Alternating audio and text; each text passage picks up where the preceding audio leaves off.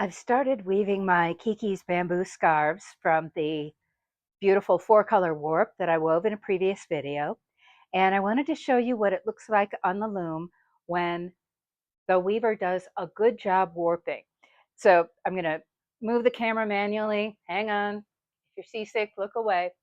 Okay, here you can see the warp going over the back beam and down to the warp beam.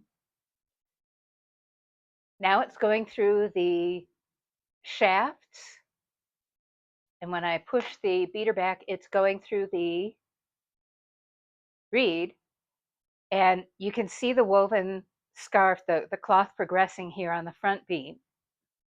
I want to point out that this is what a warp should look like, that everything's going in a straight line from the front of the loom to the back of the loom, and that everything is as even as possible, that it's moving in as straight a line as possible. That turns out to be a really big deal. And I want to show you one more thing before I put the camera down and start weaving. I am using a piece of adding machine tape for my reference so that I know when to start and stop doing certain things. And I pinned this. This scarf. Each scarf will be 74 inches long. So before I start each scarf, I cut off a long length of roller of this tape from the roll, measure 74 inches, and then pin beginning mark where my hem stitching marks the beginning of the scarf. And as I weave, sorry about this, let's see what I can do with this camera. As I weave, the tape just rolls around. It rolls around under the cloth beam. You can see the edge of it right there. And this is a really good technique to use when you're making multiples of something and you want them to be the same length, or if there's patterning involved. If I were trying to make these scarves to match exactly, which I'm not, which I'll come to in a second, but if I were trying to make these scarves to match exactly, I would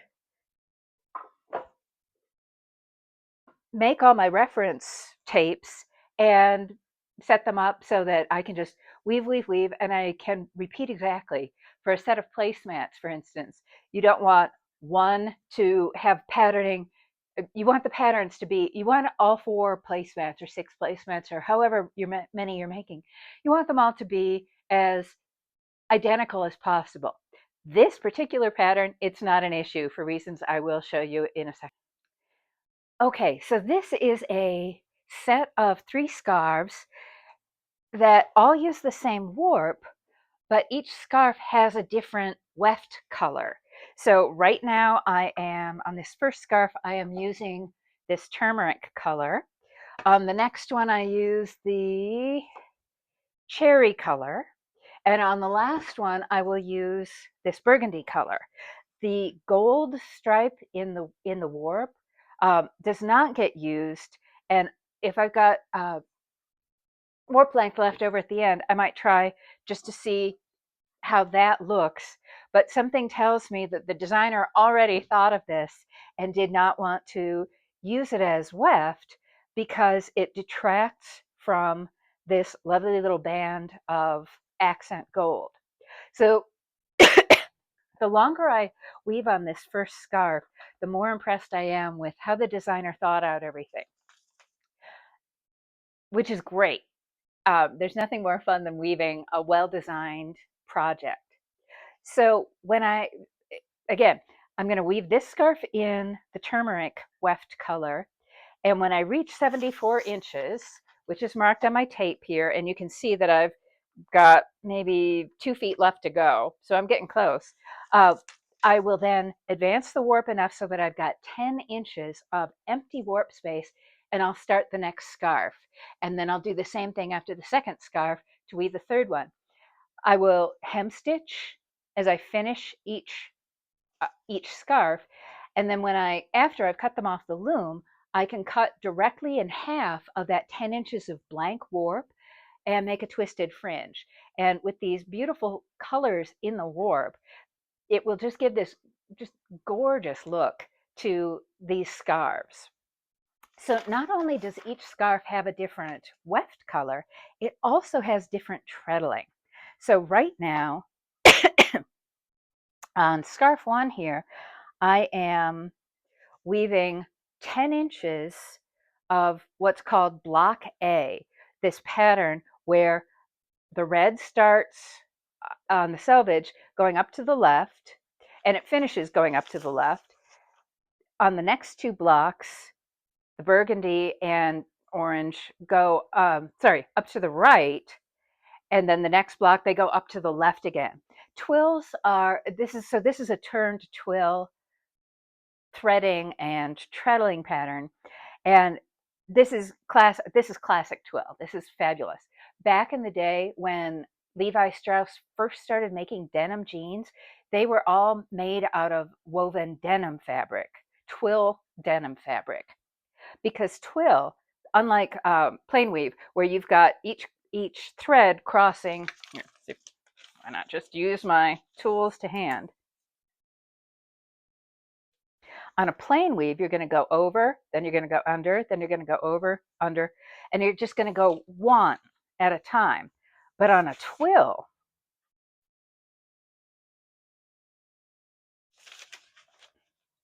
the first pick will go over two threads and under two and over two and under two and over two if I'd drawn enough lines.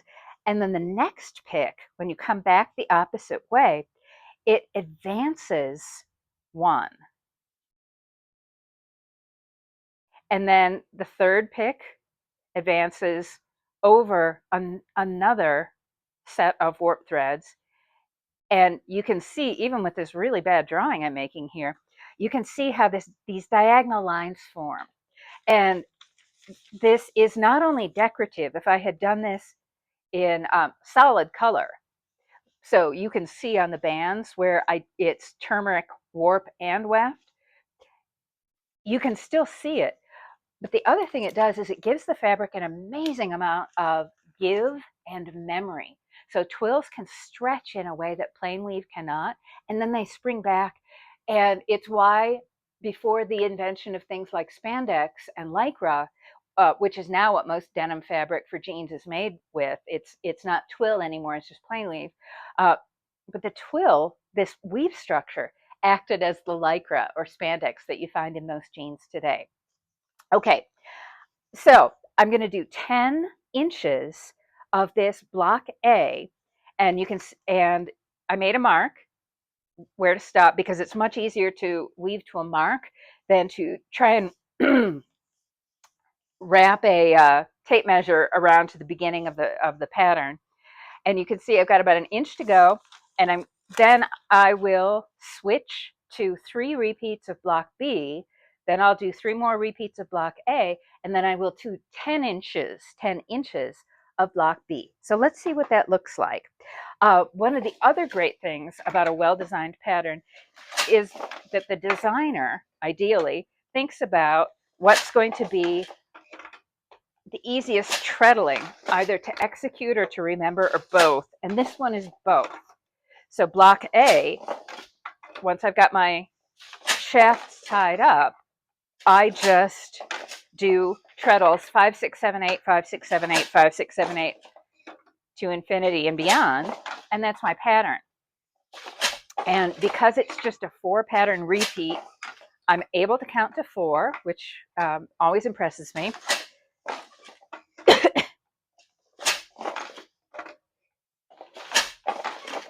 And it's super easy to tell where I've stopped. So as long as I know which block I stopped on, I'm never going to get lost. And even if I didn't mark after a weaving session that I stopped in block A or block B, if I suddenly came in here with a pick from the other block, it would be really obvious. It would be super obvious. So this is treadle 3, which is from block B, and it's, like I said, really obvious. So I'm just going to do maybe one more repeat to hit my 10 inches, and then I will change blocks, and that's when something exciting happens. Like really exciting.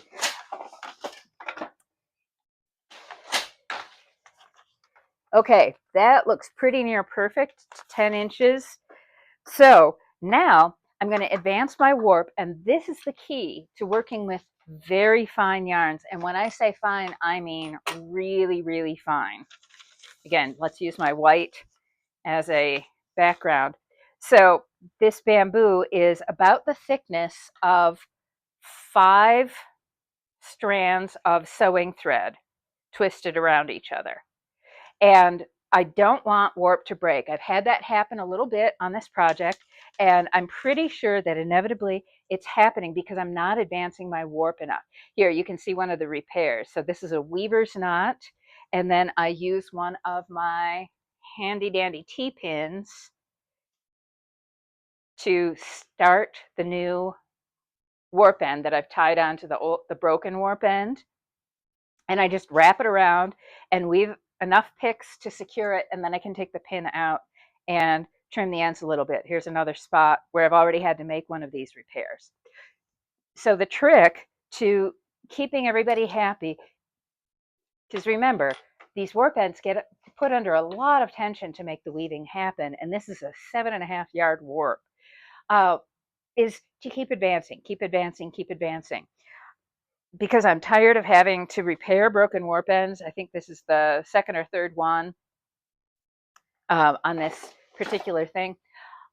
I might actually start counting so that I habitually, consistently advance them. And then the warp yarn just won't drift apart, which is what happens. It doesn't break. There's no snap.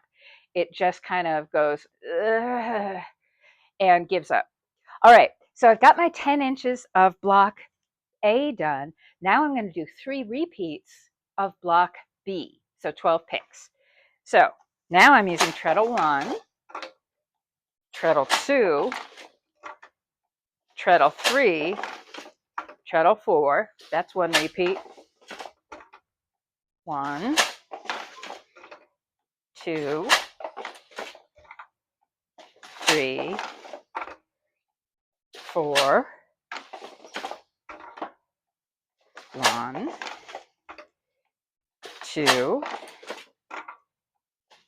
3, 4. Okay, so let's look at what happened.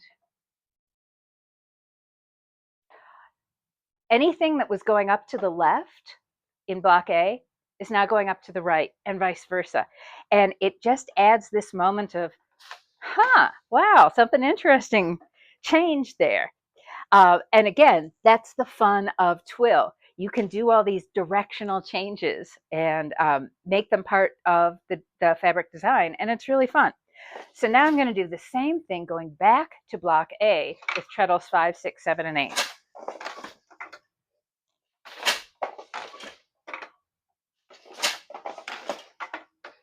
Okay, so there's 1.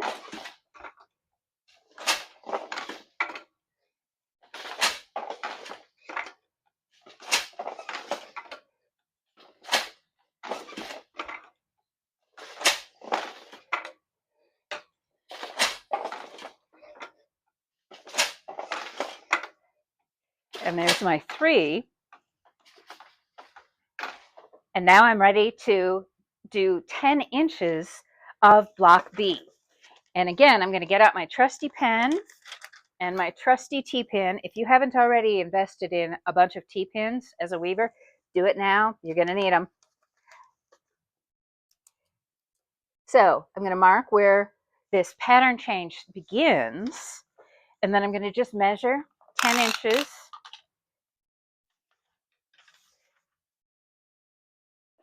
Oh, from that, sorry, I'll go ahead on.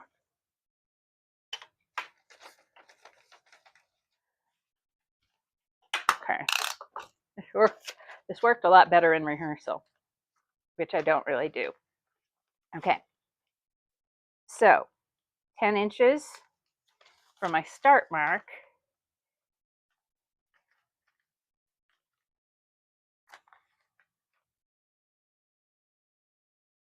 There we go.